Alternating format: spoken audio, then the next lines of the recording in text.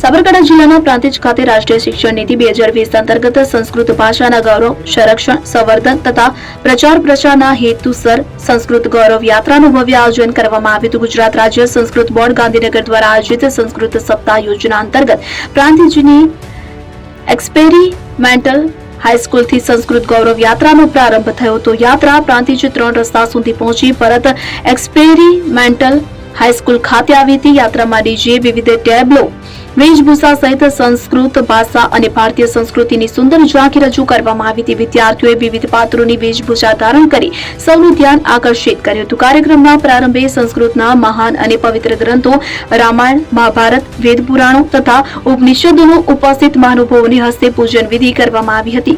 સંસ્કૃત ભાષા ભારતીય સંસ્કૃતિ અને જ્ઞાન પરંપરાનું મહત્વપૂર્ણ અંગ છે, ત્યારે નવી પેઢીમાં સંસ્કૃત પ્રત્યે જાગૃતિ અને ગૌરવની ભાવના કેળવવાના હેતુથી કાર્યક્રમ યોજાયો હતો।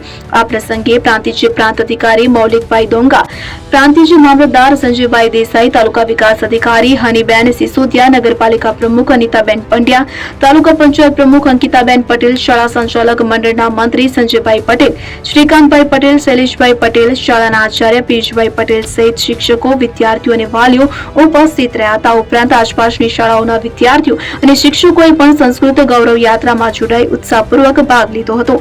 સંસ્કૃત ભાષા અને ભારતીય સંસ્કૃતિના વારસાને ઉજાગર કરતી આ ગૌરવ યાત્રા પ્રાંતિજમાં આકર્ષણનું કેન્દ્ર બની હતી।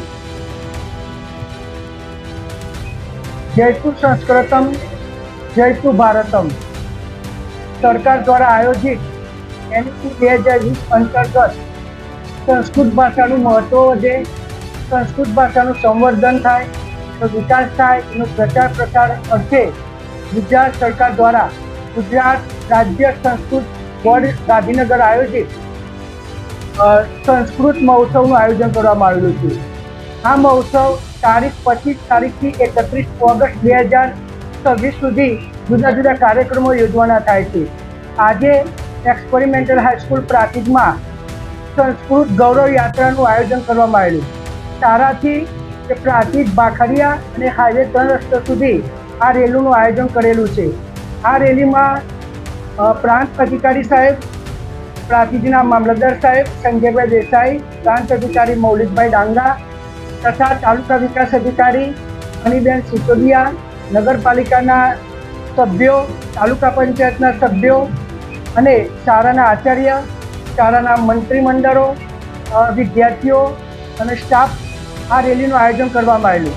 આ રેલીમાં વિશાળ રેલીમાં બગી દ્વારા એ બગીમાં સંસ્કૃતના મહાન મહાકાવ્યો રામાયણ મહાભારતો ઉપનિષદો વેદો પુરાણો એ મૂકવામાં આવેલા અને વિવિધ મહેમાનો દ્વારા એનું પૂજન કરવામાં આવેલું અને ત્યારબાદ ડીજે સાથે આ રેલીનું પ્રસ્થાન થયેલું અને આવનારા દિવસોમાં પણ 3 કાર્યક્રમો યોજવાના છે।